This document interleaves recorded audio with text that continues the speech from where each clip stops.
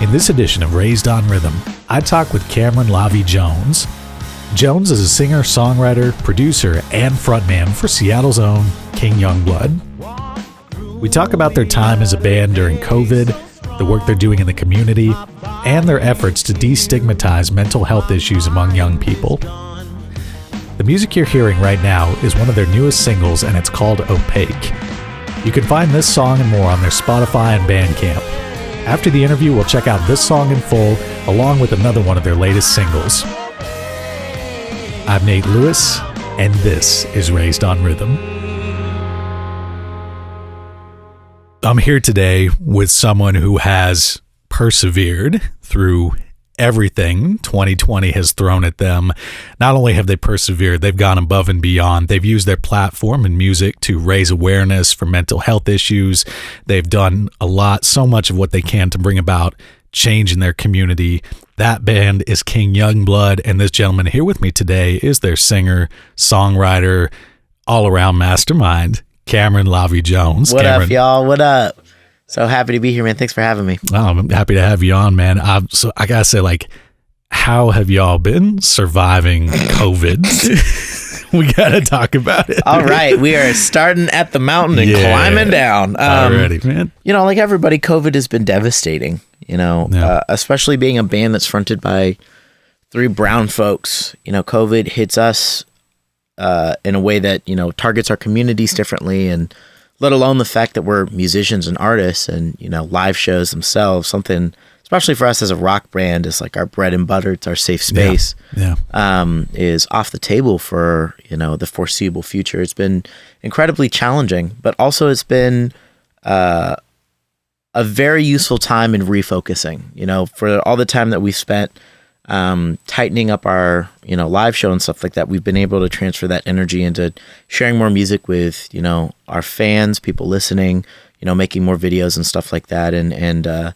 making sure that whatever time was there is not wasted. Because if there's anything that we should be doing right now, it's adapting. And luckily I can say that King Youngblood and the support around us has been really well, in my opinion, adapting to the difficult environment of the music community today. I've talked about this with a few people, and it is whereas before you would kind of have to break yourself away from live shows to work on music or kind of get back to that album cycle or writing stuff, COVID almost forced everybody to do that involuntarily. Not that I think any of us would have wanted that per se, but I mean, if there is a way to try and flip a negative into a positive, it's been very interesting in all the different ways that COVID has affected people. For us, we tie a lot of activism in with our art. Yeah. And, for us, something that's been very fascinating is seeing that people no longer have the distractions to avoid problems that they're complicit in, and no longer have,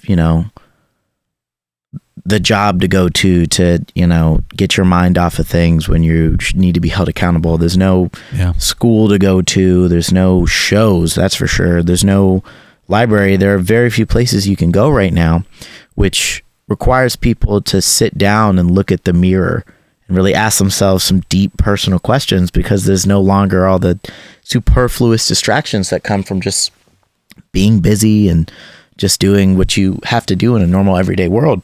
Yeah, it's all of a sudden we have to stop and actually look around and be like, what are we doing here? What direction are we going? Is this really... Well, apparently we're doing a whole lot of podcasts. So that's why I'm glad to hang out with you, brother. Somebody once said, you can get any guy to go to therapy by just lying and telling him it's a podcast episode. Oh my God, I'm gonna use that. That's so good. No, it's so good. It's a fun thing, and especially, I will say there is a parasocial element to podcasting too. When it's and this was something that was true, I think, even before quarantine and everything like that, where it's you're working all the time, everybody's working or trying to do what they got to do, and so you're just a lot of people that listen to this, you'll be listening at work, you'll be listening in headphones, or just Uber drivers while you're driving around and stuff like that. And it's there is an element there where you can have that kind of social interaction that maybe your everyday life doesn't really give to you, you know, because we're all wired to want that as human beings. And we're also all wired to have like at least right now, because I'm 21. I was raised in a generation where the internet was like, all right, we're doing it now. Yes. You know, we're in an environment where it's like that constant stimuli is something that's very comforting for a lot of people. And we're used to getting that with like little notifications and like, you know, written like, you know, argue in the comment thread, everybody go and stuff like that, you know, but like to actually, I mean, I feel like we tend to be more drawn to it when it's something like this where we can actually have a voice and we can make inflections and you could sort of tell, you know, by little mannerisms, like what we're getting at and stuff like that. It is a little more personal. Yeah. Online, I mean, you lose some of that with, you know, I mean, emojis are nice. Don't get me wrong. You know what I mean? Like, it's like, oh my God, just slid into Tim Cook's DMs like that. Hey, look, emojis are nice, but I've got this podcast you should really listen to. You know, I mean, you know, we're if we have the alternative of, you know, some kind of conversation and interaction. You know, those fucking those like animated emojis or things where they use like your face camera and then you can like mouth the. Have you seen that? I don't know. I guarantee. I'll show you after this. But is that what the kids are doing now? Listen, these darn kids these days. But it's only used in like the most like cringy contexts. Okay. Yeah. Where it's like it's like, you know, like, so a great example is just like an emoji of like a T-Rex head or something like that. Okay. And in the camera, if you move your mouth, the T-Rex's mouth will move too. Or if you like blink or close your eyes, things like that. It's like an animated emoji. Yeah. But it's been a dream of mine to have basically kind of like, you know how like those Zoom like podcasts or Zoom shows or anything like that, where it's like two people in very distinct locations. Sure. But do that just with two different people doing, you know, emoji animated faces. I think is like, you know, because Disney World's shut, man. These kids got to go somewhere, you know? I mean, they're already on your phone bugging you if you got games and shit. Like, give them something to work with. I don't know, man. If that's what communication has come down to. It's a terrible response. But listen, adapt, overcome, whatever the third one is. You know, I mean, but kind of tying that like back into bands and stuff like that. I feel like I always had a blessing at the beginning of quarantine when we were with Blade Palace, you know, and we were all sharing a house. I don't know, like, does King Youngblood, like, do y'all still have band practice? Or absolutely, yeah. Okay. We're actually in the process right now of recording our next EP. Okay.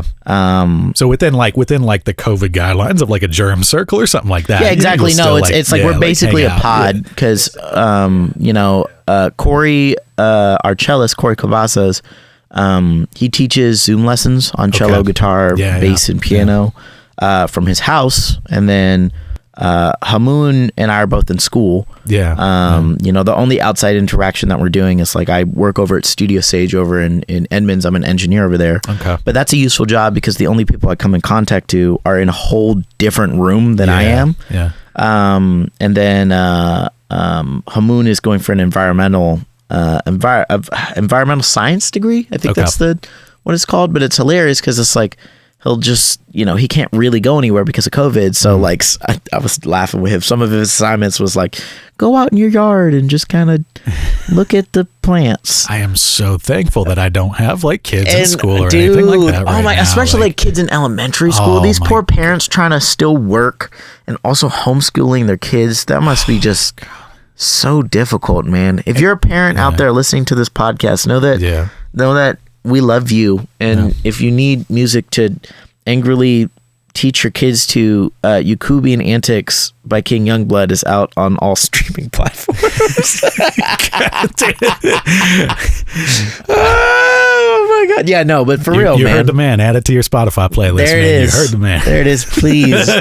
Please, man. So I can see you next time. And and for real though, know that like we are well aware of that struggle, and I'm just saying, like, I salute anybody that's, you know, doing their best through all that right now, because I couldn't even imagine. Yeah, like, it's been challenging for everything across the board. It's also, I think, I'm very curious about like how much things will return to like quote unquote normalcy before this, after COVID. Because at least for me, you know, I'm a young cat, so it's like this is the only pandemic that I've ever experienced or anything like that, let alone one that's been handled so poorly. But I'm hopeful that this makes things more accessible for people that don't have, might have like severe social anxiety or, Sure. Disabilities that prevents them from being able to get out there in places that they do. I hope that this at least creates something on the back end once it's safe to go out and see people again, where we're a lot more accessible for people that have had to, not only adapt to this type of lifestyle, but maybe have had to, kind of live like this before COVID even started too. With King Youngblood's nonprofit, like Hold Your Crown, I mean, you really have tried to put a spotlight on mental, destigmatizing mental health. Absolutely. And things like that, which obviously like now, I mean, I know people now, even quote unquote normal people, it's like we talk about like, damn, I'm gonna have to get used to talking to people in real life again when this is all over. Yep. But there are a lot of people who already struggle with that, before the pandemic and before all this stuff. Yeah. It's, for us with Hold Your Crown, mental health is something that affects everybody, and especially for, the people in the band, not just being artists, but, for us as human beings, mental health and our mental health wellness journeys have been something that have been very, very intertwined with our art. For me especially, music is an outlet. It's giving me the ability to transition those experiences or memories or emotions that are negative or maybe I don't fully understand. Yeah. And through the process of songwriting, through the process of sharing that music with other people, either through, just streaming platforms or especially live, it's a way to take pride in something that I've overcome. And that's something that, Hold Your Crown especially is really privy to, is trying to give people those resources so they can, continue, their mental upkeep, continue their mental wellness journeys, and, get the help that they need so they can be, the type of person that they want to be and the type of person that they deserve to be, which is, a happy, healthy, functioning human being. I'm curious about this too, because, you're a little younger than I am in that way, and you've come up in a different era. And I was wonder like what impact that technology feeds into that struggle for so many people. I feel like with certain kinds, maybe not, not all, mental health issues necessarily, but like certain kinds of anxiety and high functioning stuff like that. Cause I feel like having all that stimulation all the time, and that sort of interconnected, but not really connected to people, and like what that does to people's sense of like self-worth or self-confidence. No, that's a very important question. And it's something that, I definitely have to check myself on a lot, is aside from just the imposter syndrome from, looking at XYZ numbers or playing the comparison game. Growing up as a kid in the age of the internet means that you have access to information that helps to kind of feed into that. At least like my biggest number one problem on my mental health side is like not feeling good enough. But it's interesting that through, technology and things like that, it's helped me recognize that I'm not the only person going through this, let alone, helping to find those communities when I'm not able to, physically be a part of them, to help reassure me when I'm having difficult days with my mental health, or having difficult days about like feeling like I should be doing what I do or anything regarding my art. Technology is definitely a double-edged sword, as a lot of people have said, where, you have access to information to see everything that's going on. But the kind of key thing that at least helps keep my head on my shoulders about all of it is not playing the comparison game of comparative suffering or comparative success, but recognizing that like, hey, like this is somebody in my community or somebody that I care about, and I'm glad that they're getting to where they need to go. Because, at the end of the day, even though it might be difficult to see or to understand, when somebody in your squad eats, everybody eats. And, just helping to re-remind that and create that environment in these communities that you're in, regardless if that's in a physical space or online, is super key for helping tackle kind of the sharp back end of the knife that is technology. It's reminding yourself that, hey, like this is a tool that can help you, and keeping that mindset has been incredibly helpful for making sure that it remains a helpful weapon rather than a painful one. Mm-hmm.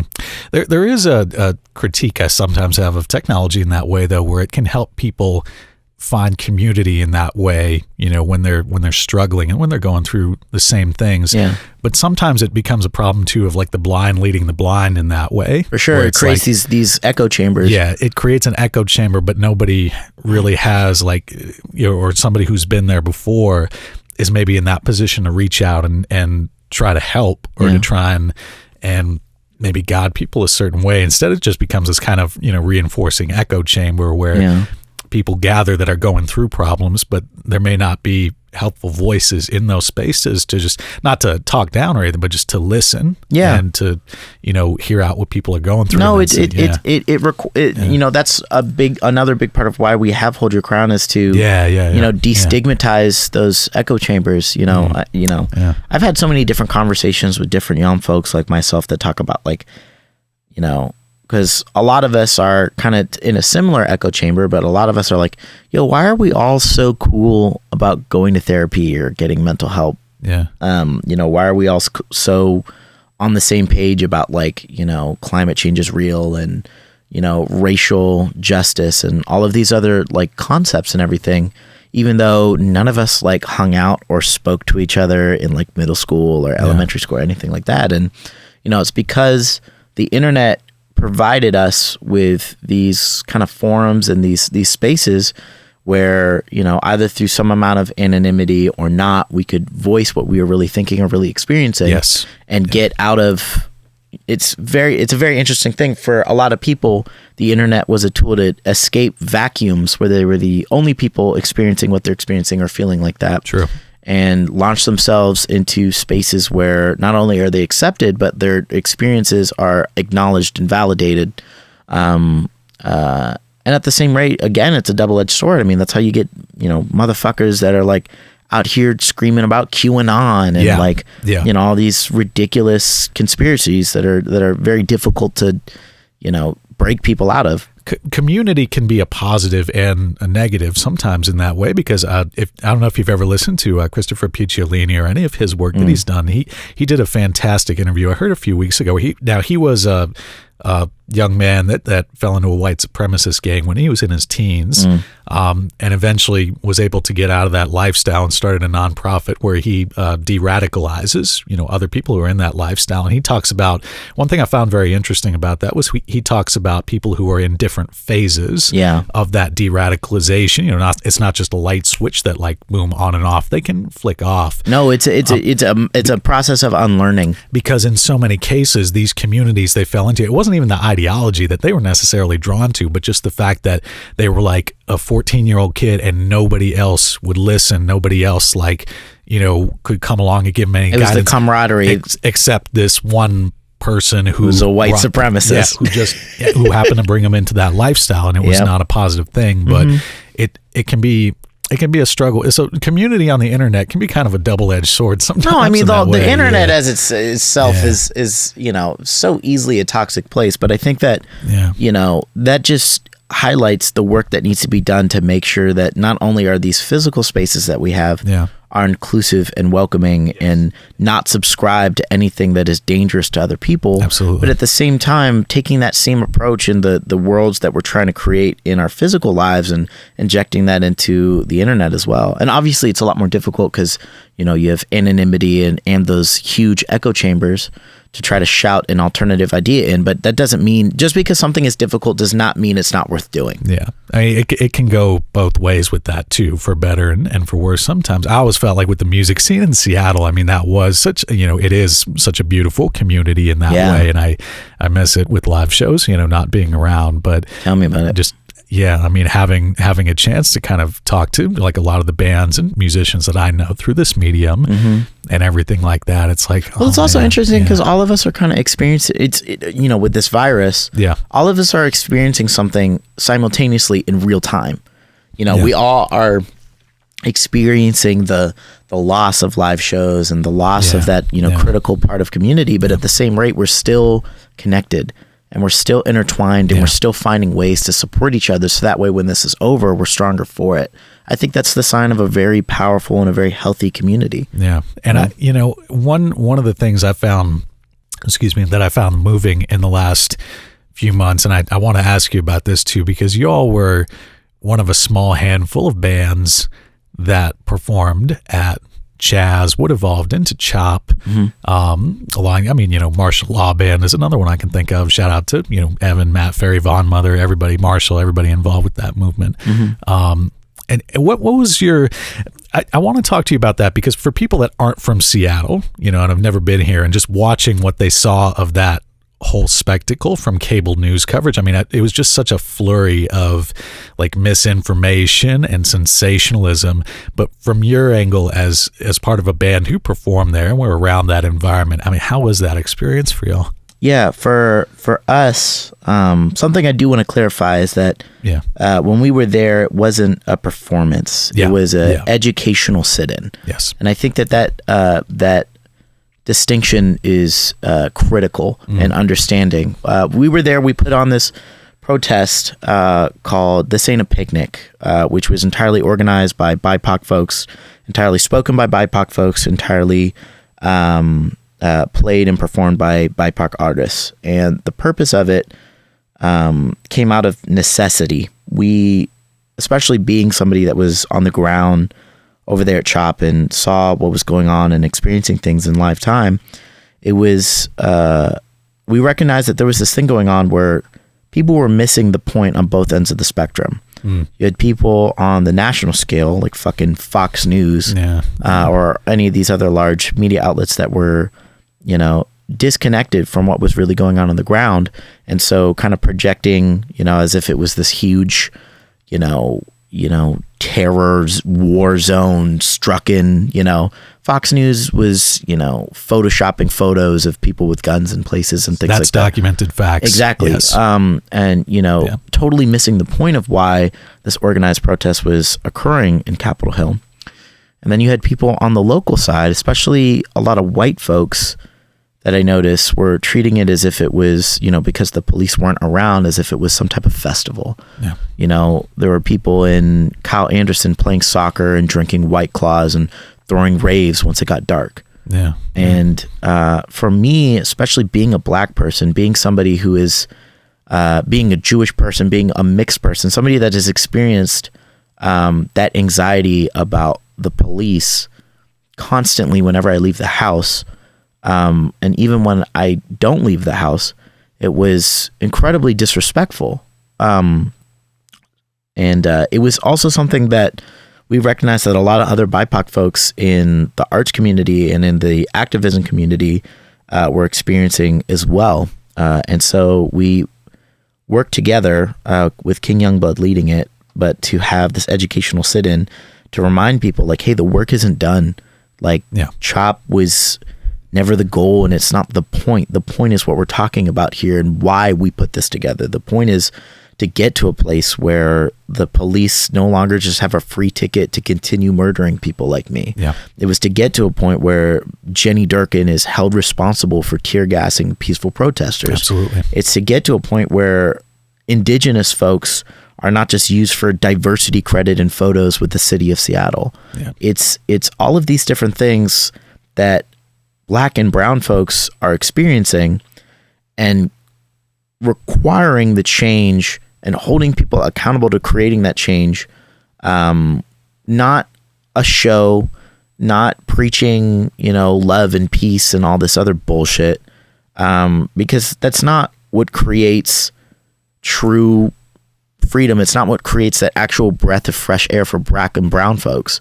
Yeah. I don't give a fuck if you are like, hey, like, I just want you to know that I see you or anything like that. Or, I put a Black Lives Matter, sign in my front yard. I could care less.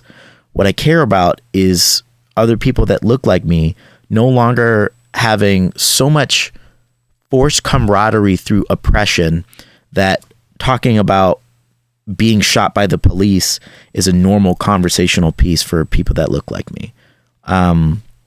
So we put on that protest in CHOP, and it was very fascinating because it was also my first time experiencing, what the tactics were of the police with trying to disorganize things like that. There is it's such a complicated thing that happened there, but for us, it was definitely recognizing that folks are missing the point of this on both ends of the spectrum, and it is up to the people that really know what's going on and really experiencing it to say something, and say something very fucking loud. Absolutely.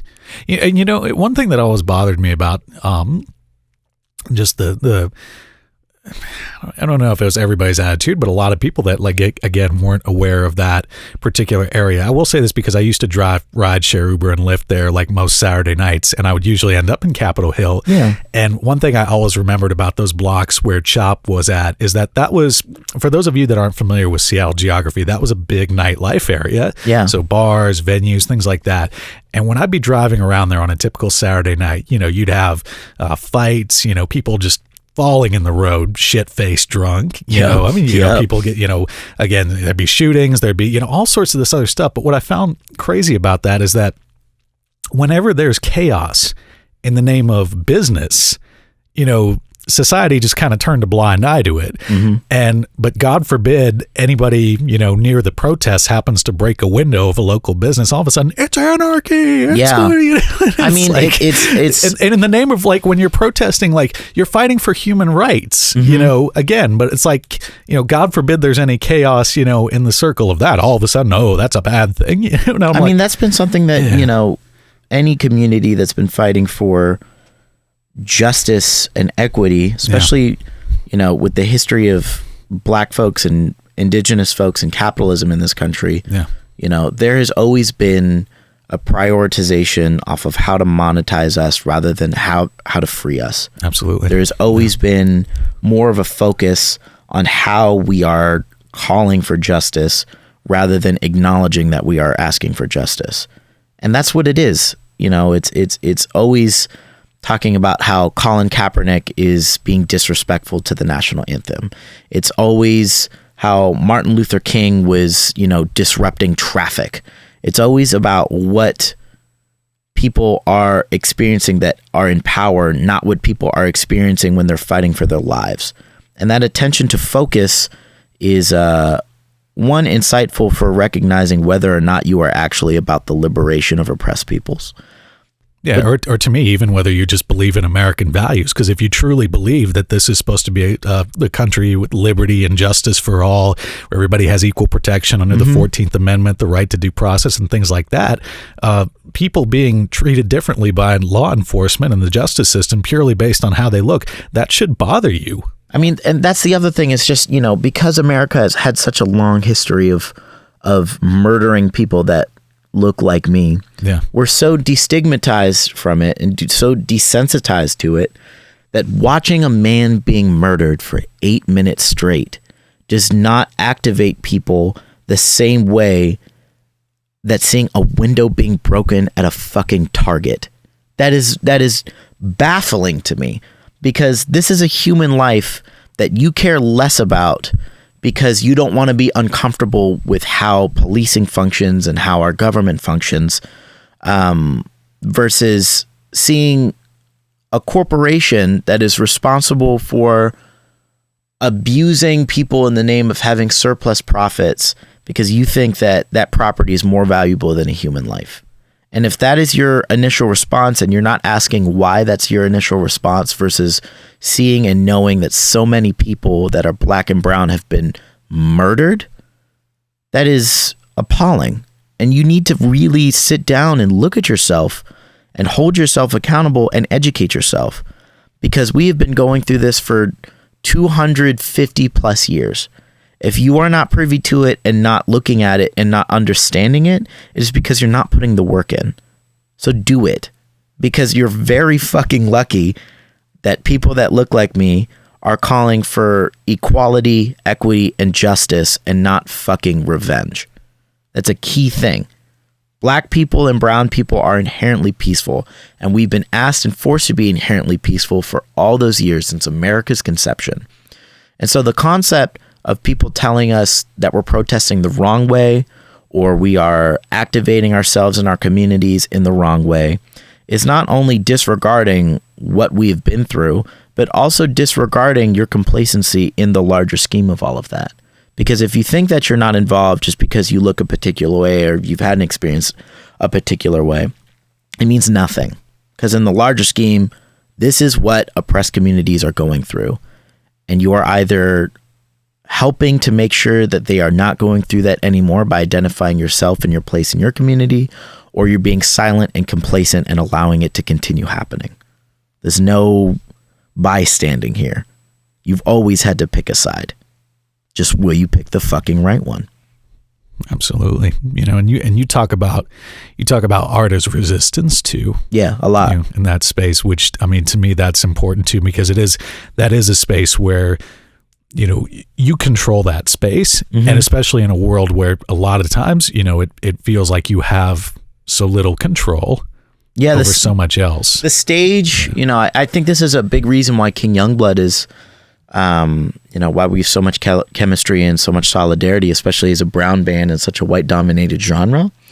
But it's, the three of us in particular know so well and so intimately what it feels like not to belong, and to have a safe space like the studio, but especially the stage, where we don't have to code switch. We don't have to, project this alternative version of ourselves to be more consumable to the world that we live in. Yeah. It's one of very few safe spaces where we have to really be ourselves and speak our truth. And so when we say things, especially, in regards to the last project that we put out, the video and song Yakubian Antics, when we say things like black art is resistance, it's acknowledging that we live somewhere where white supremacy is at the foundation and is the status quo of the country we live in. And because of that, for anybody that isn't a straight, white, cis, Christian, land-owning, rich man, you are going through it in some capacity. Black art as resistance is acknowledging that us simply experiencing joy or creativity or any type of capacity that is constructing something is an act of resistance, because it is in the same environment where we are constantly being subjected to watching ourselves being killed by the police, constantly feeling the anxiety or the very live active stress of being murdered, having, our communities impoverished, all of these different things that we've had to survive through. And in surviving through that, and we can still smile and have community and still go to the cookout, or at least on Zoom, I guess. Yeah. That's an act of resistance, because we are in an environment that's constantly trying to subject us to the opposite. So just breathing, smiling, connecting, and especially creating art is absolutely resistance in light of that. That's the starting point. Yeah. And with that community, you can unify and come together, and we can go from there. Yeah. And on that note, again, I want to thank you for taking this time to sit down here with me today. And you're welcome, man. Anything else you want to say before we wrap up this segment? Yeah. I guess just kind of the last piece on that is, if you're listening, this isn't passive information. Yeah. What you're seeing in the news and what you're hearing from other Black and brown folks in your community isn't passive information. It's a call to action. And regardless of who you are, your place in this, you have a role to play. Find what role works best for you, whether that's donating or paying reparations, whether that is being active in protests on the streets. I'm very proud and very happy that, so many people got out and voted. That's a big thing, King Youngblood has also tried to put efforts to, but regardless of what you do, there is work to be done.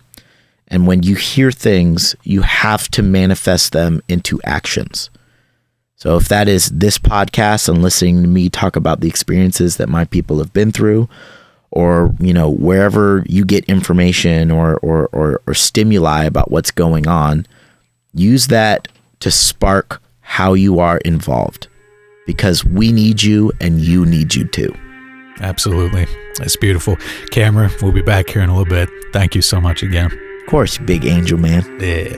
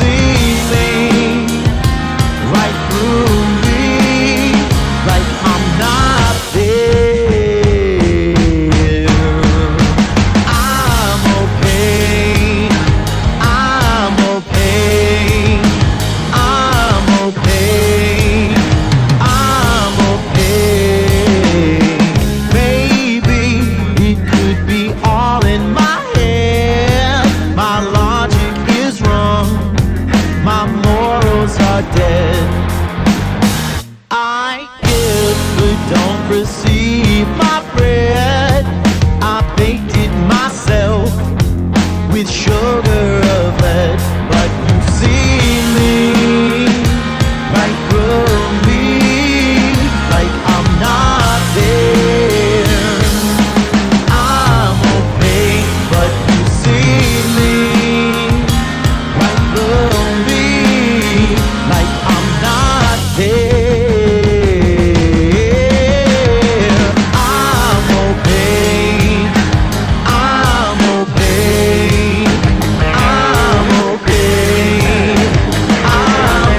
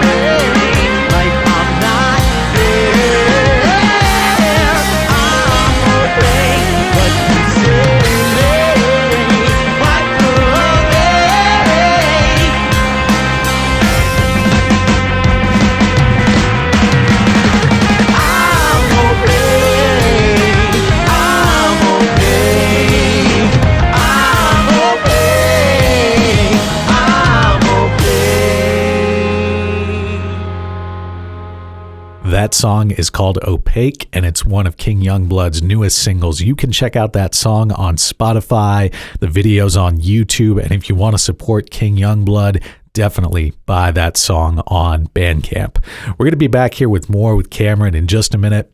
Before that, I'm going to play another one of King Youngblood's newest singles. We talked about this one a little bit during the interview. This one is called Yakubian Antics. This is Raised on Rhythm podcast.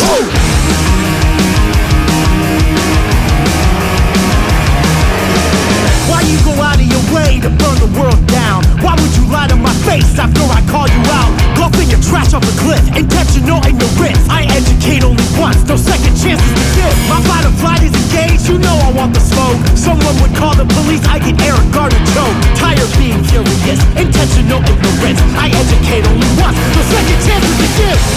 I don't know why you think that confidence you have is really earned. I know I'm not the one who will let you go with what you don't deserve. I think your system's getting sick.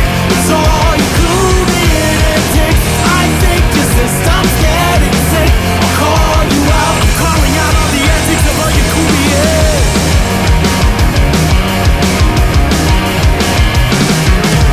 People around us are silent, rather not make a scene. Letting injustices happen while they play make-believe. Your silence is killing us, intentional ignorance. I educate only once, no second chances to give. Why when you manifest destiny, something has to die? You better hope I not catch you when I'm decolonized. I'm holding rage in my chest, no patience for ignorance. I educate only once, no second chances to give. I don't know why you think that confidence you have is really earned. I know I'm not the one who let you go with what you don't deserve. I think your system's getting sick. It's all Yakubian antics. I think your system's getting sick.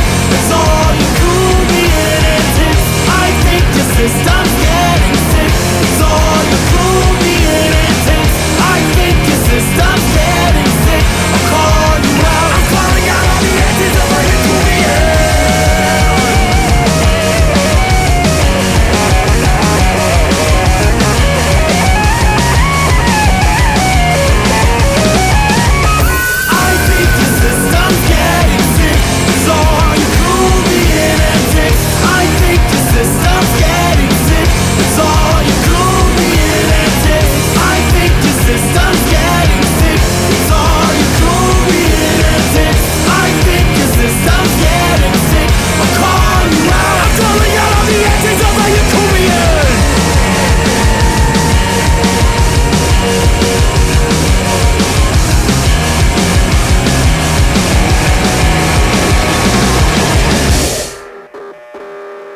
So I want to start. I got to ask you, like that video for Wasting Your Time, was that shot in a Ferrari dealership? Wow. Oh, wow. Throwback to live shows. Yeah. Yeah, we did that. That was a SoFar show. Yeah. And it was one of the larger ones. We've been doing SoFar shows for a minute. I big shout out to those guys. I love those guys. Yeah. Especially Robbie Christmas. RX. He's a huge homie who's been very helpful in us. Shout out to Robbie. Work from home live stream. Yeah, shout out to Robbie. He's an angel. Very talented musician. Go listen to him. But no, that was a SoFar show. It was like kind of one of the larger ones because it was like one of the international filmed ones. But that was in Seattle, and it was at this like rich person car collection like room or whatever like that. Okay. Which is very not our style or how we run shit. Yeah, because I'm watching this song and I'm looking at this backdrop of Ferraris and I'm like, I'm trying to put two and two together here right now, but I'm trying to like listen for subliminals in the lyrics. And it's like, what's going on here? But no, it was just like all these fucking money bags in the city. They all like, when their garages at home are too full of whatever the fuck they're buying. Oh my! It's like this car collection joint, and I think like some of them you can rent out and things like that. Yeah. But it was very fascinating to be in there, especially being, this dude that makes art and is from a low income household and just being in this space with all of this shit that is like more than my tuition, and just sit there and write songs about how grateful I am. Wasting Your Time is a song about how, grateful and worried I am that, my folks' sacrifices, especially my mom's sacrifices for me to be able to have this career aren't going to waste. Yeah. And I don't know, I just feel like there's some type of poetry in there about doing that in a space where it's just collectively worth just way more fucking money than I want to do the math on. Yeah. I mean, I to switch gears a little bit from that. I mean, what are the venues that you miss playing in Seattle? Oh God, man, you're just giving me all types of nostalgia and COVID FOMO.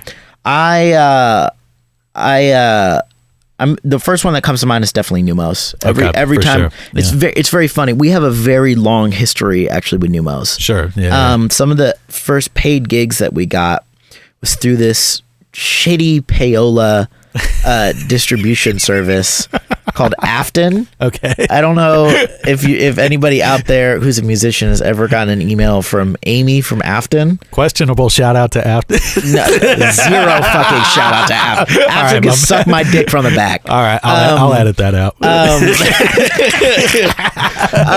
But no, fucking Afton was this like payola service, but it got us our first. It got our. I should note.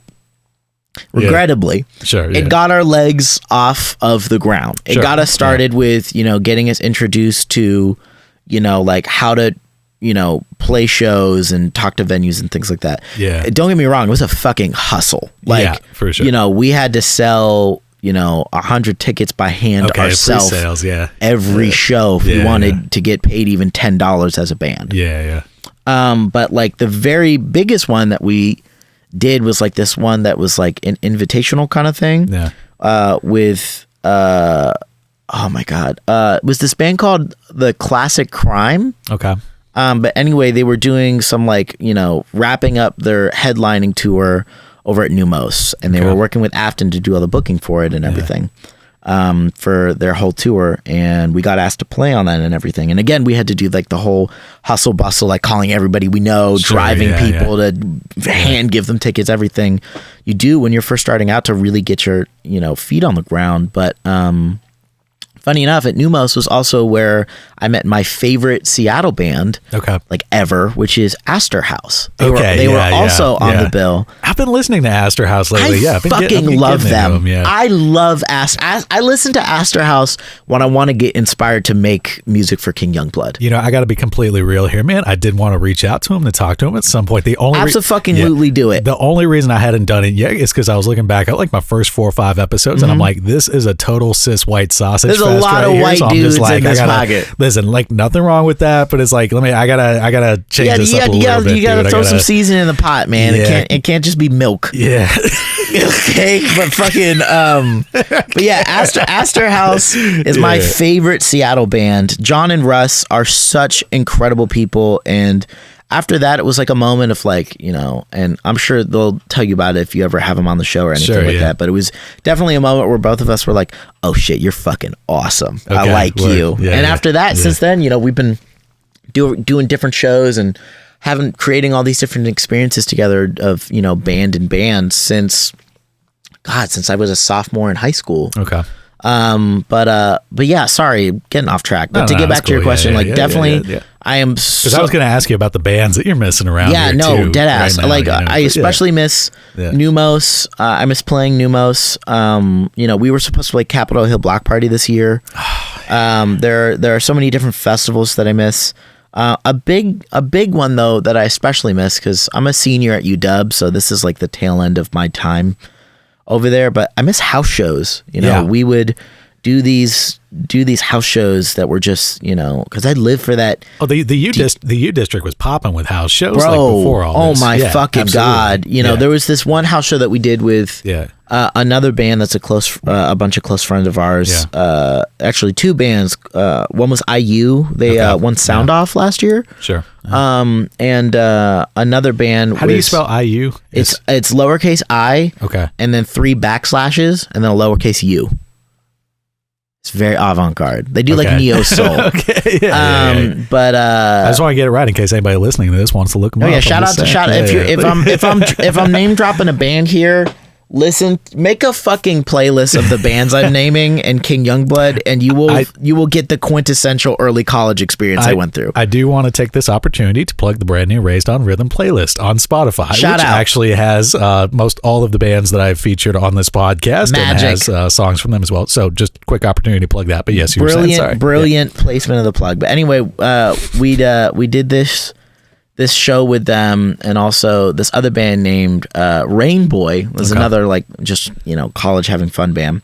But there was this one venue, and it wasn't even like a venue. It was somebody's house that had like this dirt backyard. Yeah. And there was like a couple of like plywood pallets. The backyard shows. Exactly. Man. Oh, but we dude, stuffed but it became this annual thing that we would do every year called Fuck Your Kickback. Okay. Like this kind of festival thing. Sure. Where these three bands, at least for like our age, in our graduating years, like those three bands were like the quintessential UW bands. It was King Youngblood, IU, and Rain Boy for like at least house shows and stuff like that at UW. And we would stuff like 400 motherfuckers in just way too tight of a space and run. The landlord comes in 4 months later and asks why there's cracks in the support beams downstairs. But the thing about it is it was like it was the realest shit. Yeah, and it was like not only that, but it was so, because at least for us with King Youngblood's music, it's like it begs to sonically assault your ears and do it in person. Absolutely. So you see all this black and brown juicy goodness in your face. Yes. And especially doing it with a bunch of other people that are like-minded about like, this is a fucking time. This is an experience to be alive in. But yeah, that another one I super miss is the Skylark. Yeah, West Seattle. The Skylark. Sorry, you're getting all the King Youngblood history right now. I love it. The Skylark is where we played our first paying gig ever. Okay. I'll show you later, but it's in my room. Yeah. We have the poster that I made that is this like very graphic design is my passion. Just full terrible looking poster. But I framed it and we made as a whole band. Yeah. Drum roll, please. Yeah. We made $8 total. Like as a band, not 8 per member, anything like that. $8 total. Yeah. We've all done it, man. Exactly. We walk out of Tim's Tavern with $17. I was like, okay, shout out Tim's Tavern. Shout out Tim's Tavern. It is what it is. It's beautiful. But for us, because we had just, we were. It was the summer of middle school going into high school. Yeah. And it was the first time we'd ever gotten paid for a gig. Yeah. And it was like, obviously it was all like our family members that were in the crowd and everything, people we sold tickets to, but it was very like, Holy shit. Yeah, you do that and you get that cash after the end of the show, because that was my first gig when I was 14 years old. I played drums in a classic rock cover band back in Young Circle in Hollywood, Florida. And it was like, they didn't know I was 14 when they hired me because I found them on the internet. My dad had to drive me to the gig because I didn't have a license at the time. You're an angel. Yeah, That's hilarious. Like, after the gig, they get, I get my $20, for like playing to like 6 Drunks and a Squirrel. And I'll never forget being 14 years old. It was the best $20 I ever made. And I'm just looking at it, I'm like, it's possible. Did you spend it? I probably spent it that same week. I probably just got like some. Man, I framed that $8 because I needed money, man. I had to spend. Of course you need. Because you're 14. Fucking. That's like $20 when you're 14 is like 20 grand, dude. That is true. I'm just saying, man. At least for me, the thought process is like as soon as I got it in my hands, I definitely recognized it was like, oh my God, I can't ever touch this. One, because I was like, well, I don't know the next time I'm going to do a paid gig. Man, speak for yourself. I'm going to go get me a double stack from Wendy's. You already know. Chicken nuggets on me tonight, boys. No, fucking, just because it was like, I had that epiphany moment of like, one, holy shit, I could get paid for this. But further than that, it was my first exposure being very young to like, oh my God, people want to hear this. Yes. Which is, a very different thing, and has definitely helped, like when I'm ever having that big musician imposter syndrome or feeling like, what I'm doing isn't worth it or anything like that on the mental health side, there are so many times where I've been so glad I kept that $8 in that poster, because I go over and I look at it on my wall and I was like, no, I'm on to something here. Yeah. I'm on to something here. It might be worth $8, but I'm on to something here. $8 is more than $0. That's right. Man. That's right, baby. It's something. And it's $8 more than most people made playing music last year. Yeah.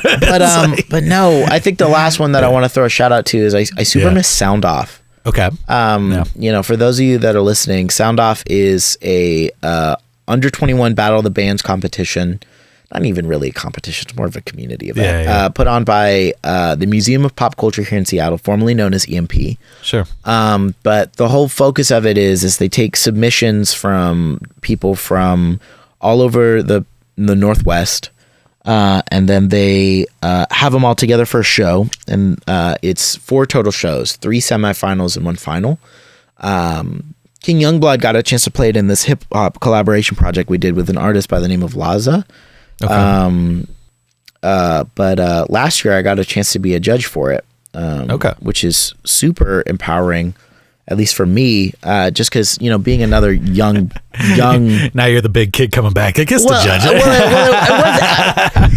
You're trying to call me the fuck out right now. I'm sorry, dude. It is what it is. No. I'm here for all the accountability. No, what it really was is because for me, I have another long history with Mopop. They've been very big shout out to them. Yeah. I did their internship program, the Youth Advisory Board. Yeah. And what the Youth Advisory Board does in a host of different things, and being community members and helping Mopop actually, do stuff for young people, is they would be like the first round of people filtering through like the submissions for Sound Off from all these different people from the Northwest. And then, for the wild card slot, they would be, one of the collective judges for, seeing who goes to the finals and everything. But aside from any of the actual competition elements of it, Sound Off at its core, especially for me, has always been more akin to a community building thing than a competition. Sure. Yeah. Because, all the people that I've played those shows with, and even the people that, I was there for a judge for last year, are all people that are, these members of the community that are blossoming in their artistry just like I am. And so for me, when, I got asked to be a judge for that, the mentality I entered it, and I let them know, I was like, hey, like, I'm not going in to judge these folks. I'm going in to be a resource and give advice and insight and, provide opportunities when I can, because at its core, that's what Sound Off really is. And that's definitely what Sound Off and Mopop itself was for me and King Youngblood, especially.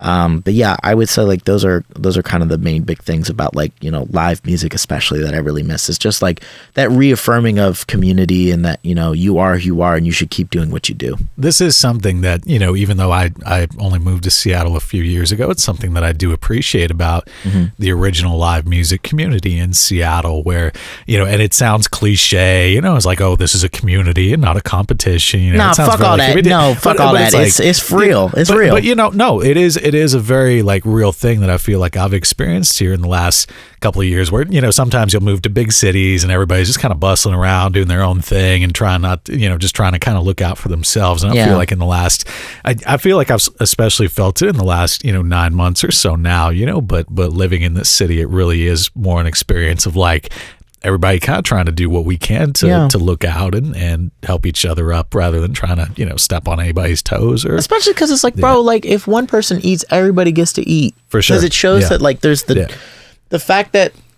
somebody you know or somebody you support is working at it, you know, regardless of what opportunities they get. Yeah. The fact that they're getting them is proof that, you know, they exist, and that means that can come to you too as you continue your process. Yeah. You know, so if you're listening and you're an artist, don't look at, you know, your homie's success or non-success as any marker or information on your career or where your artistry is at, because everybody is on their own journey, and I know you've heard it 1,000 times before, but like regardless of that, bro, keep going because your voice is incredibly important and your artistry needs to be heard. I know part of the reason I'm able to do what I do, you know, and in having a podcast about music in Seattle and actually, you know, having people give a shit about it is because of the success of bands here from 30, 40 years ago, you know, and it like the reputation that sort of that generational music community builds off. Exactly. So essentially, I mean, in a lot of ways, I mean, that paved the way for at least some interest,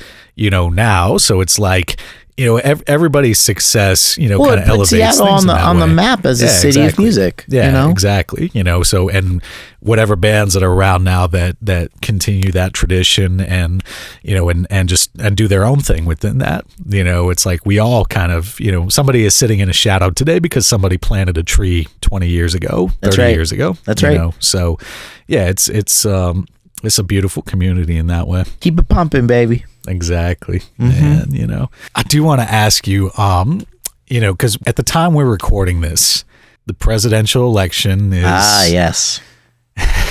You knew I was going to get to that. I've been studying up and preparing for the. Please carry on. Media trained Cameron will respond accordingly. Oh, as if we need another take on this, I guess. But you know, hey, well, you know, actually, I take that back. My bad. 'Cause what I meant to say is that as if we need another take from the straight white dude sitting right here. There we go. You found it, baby. You found it, baby. We got plenty of CNN. No, already. please, it's no. Let's dive into this. I Let's mean, dive in. Yeah, because I want to ask you about that. I mean, because one thing, you know, during the primary season, I mean, people really had to have sort of a reckoning of that, of who are we nominating for this position, because there was a lot of stuff about, you know, Joe Biden's voting history and things like that, which were really brought to light and scrutinized because of, you know, this campaign and who the other choices were, you know, so I want to get your thoughts on that, because obviously, you know, Joe Biden at this point is going to be the next president of the United States. Yeah. And there are things that he's done in the past. There are things that, you know, he claims to have, you know, kind of moved on from. I mean, where do you see, obviously, you know, we need to keep building on this and we all need to keep doing what we do, but where do you see that going? What are your hopes and thoughts on that? For me, all of this is complicated and all of this is complex. Yeah. I think that it's important that if people feel a certain way, they're allowed to feel it. I think if you feel like this is a breath of fresh air, I want you to have that joy.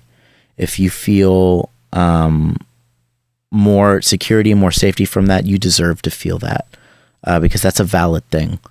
If you feel anything, though, I hope that it is motivation to carry on the work that needs to be done. You know, for me, especially as a mixed person, a Jewish person, a black person in America, I am very relieved that we no longer have an outright person who is empowering people that would like to murder me. I feel like that's a very low ask. And apparently for half of America, that's a very large ask. I think that you should feel whatever it is that you feel in this moment going on right now. And if that is joy, you absolutely should feel that joy. And the same voice, I think that this is not the time to be complacent. This is not the time to think about this as you've won the war. You won one battle. And that doesn't diminish the importance of that battle. That doesn't diminish all the hard work that people have done to get us to this point. But it also requires a recognition of the things we need to hold accountable.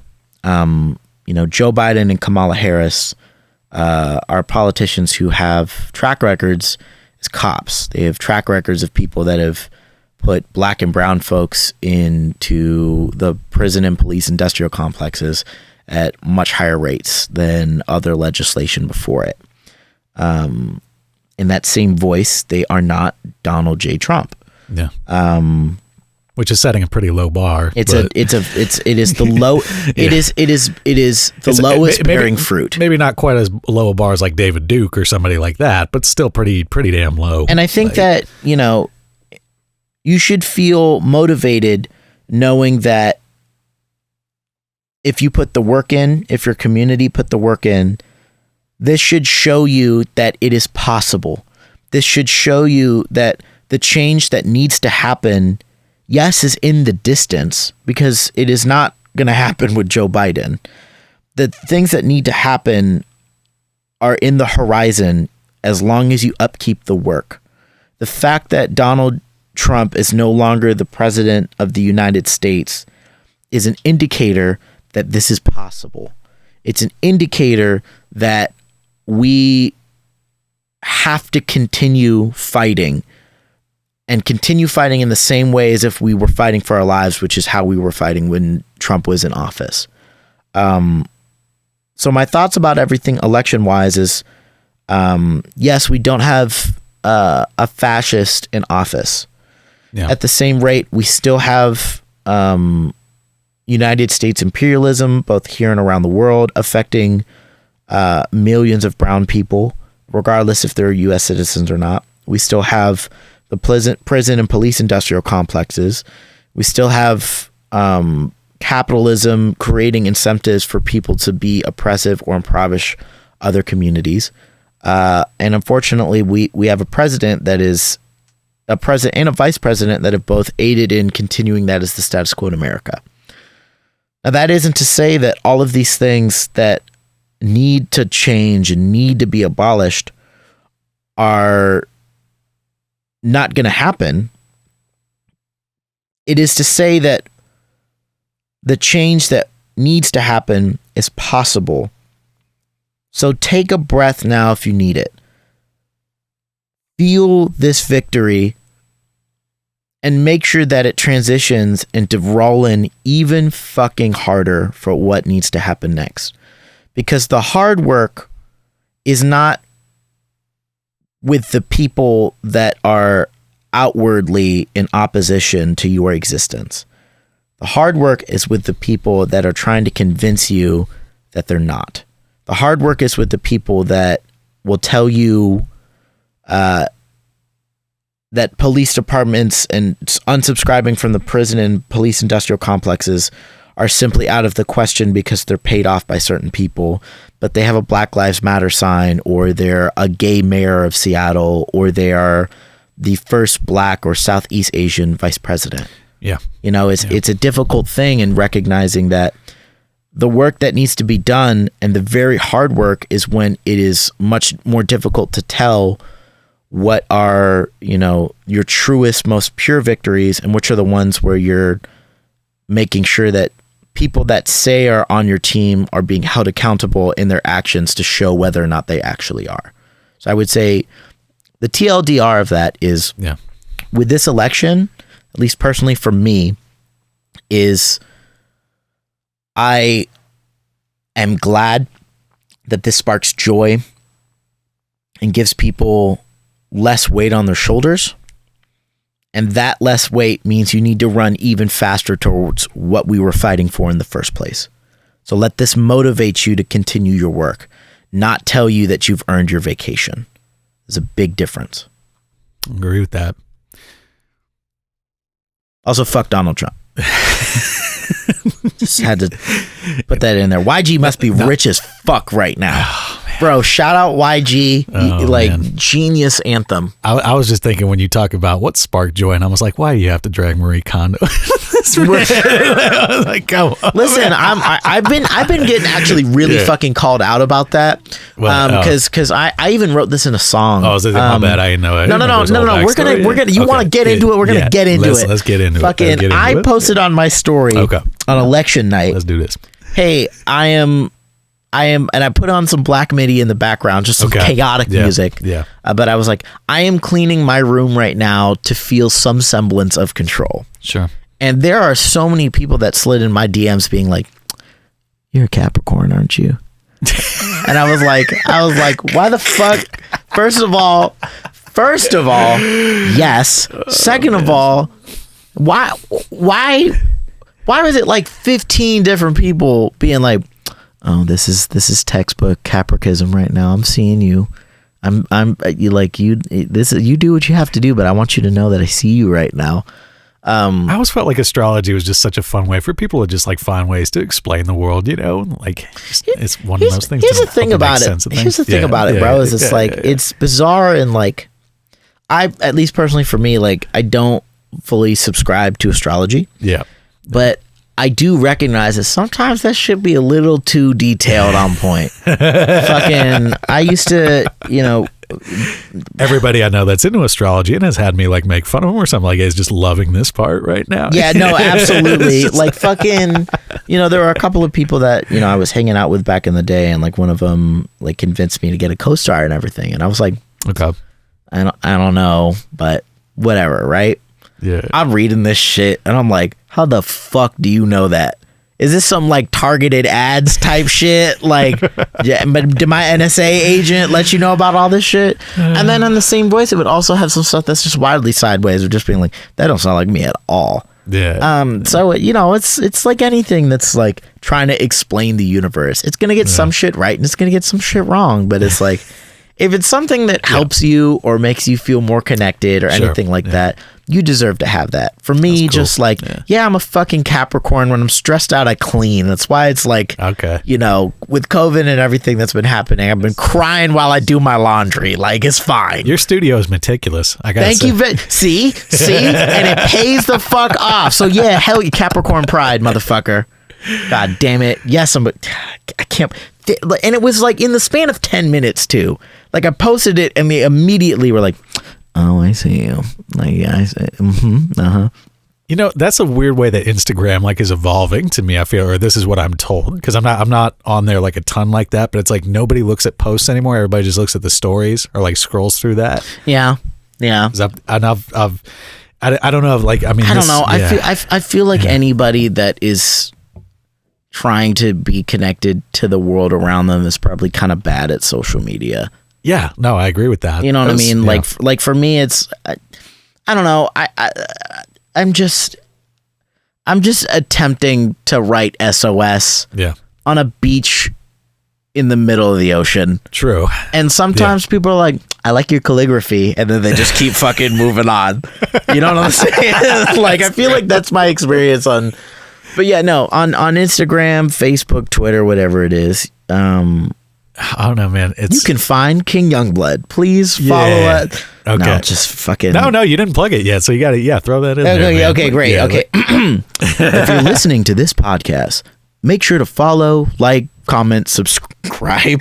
Jesus. To King Youngblood's Facebook, Twitter, and Instagram. We have a lot of new stuff coming out, and especially with COVID going on, If we're doing a live stream, you're going to hear about it there before I even know about it. Yeah. If we're, releasing a new project or anything like that, you get to see all the cool promo shit. And, all of that is put together by me. It's not like we have some media team or something like that. You have to clarify that, man, because I got to say this real quick. There are too many bands out there, and I'm not talking about like massive, huge, like, Bon Jovi level or something like that, but there are way too many mid-level bands who will have like 10,000 followers or something like that.